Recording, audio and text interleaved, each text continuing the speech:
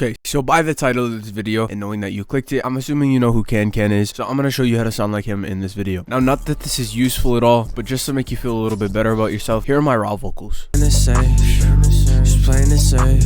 I was just playing it safe for real. Playing it safe for real. You may realize that these are not that bad. Now, the reason for this is because you can go and get my free artist gift package, and it actually comes with a recording preset that I've used right here, and it comes with all these effects. They're very good. But now, anyway, if I turn my effects chain on, now we can go down this list and I'll explain everything. So first of all, make sure that you set key in the scale. The input type doesn't really matter, but for Kankan, I like to use some high auto tune. I'm using Antra's auto tune. I have 0 retune speed and I have 20 flex tune, and then all these other knobs we don't really bother. If you notice that you're getting too much auto tune, you can turn up your flex tune. I wouldn't really mess with the retune speed for Kankan's mix. The second thing that I'm doing is an EQ. All that it's doing is it has a very strict high pass on the first band, and then in order to get it look like this, we just click steep 8, and then I've dragged it to 169. The reason that it's so high up, normally I would go down like right here. The reason that it's so high up is for Kankan, his vocals are quite thin and very high end oriented, so that's also why I'm cutting here, and I have this big boost here. In order to do this band right here like this, you just want to scroll up on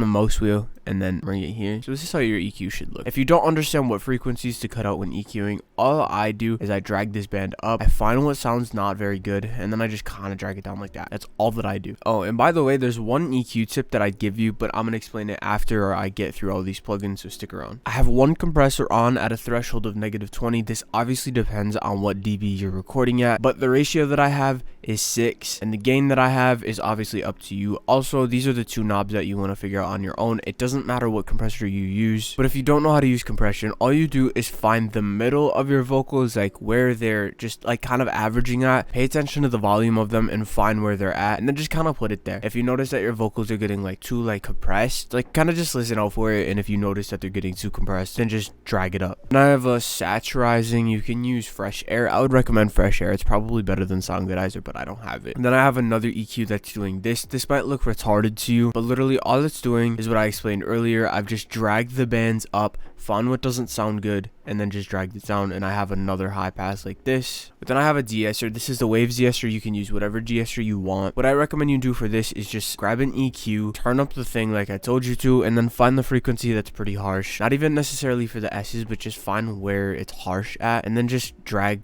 the threshold down, but make sure you set the frequency obviously to what frequency you found. Now I have another compressor. It's at the same threshold. It's at a little higher gain, but that's just because we've compressed more, and then it's at a ratio of 8.3. Now you probably are wondering why there's two compressors. Don't get weirded out by this. Having two compressors is actually pretty normal, and it can sound very good if you know what you're doing. So yeah, don't be afraid to compress your vocals more than once. And then another EQ. This one's just doing the same exact thing, but it's a little bit more subtle, and it's also dragging these frequencies up with the 6 band. And if you're wondering about that tip that I told you, if we right click this, click type low pass, and then order steep 8, we can actually get rid of some of the frequencies above 16k hertz. The reason for this, anything above that is just very harsh, and what happens is when we turn this band up here, it ends up boosting those frequencies, and they just sound horrible, so we want to get rid of them. This can warm your vocals up a ton and make them sit way better with the mix. And then a reverb and a delay, and I have those both turned down. Now all that I've done on my ad-lib preset is I've right clicked this main preset, file, save mixer state as, put it on a different insert, drag this all the way down, and then I just added this EQ right here and turned up the reverb. And then when you're done, it should sound like song.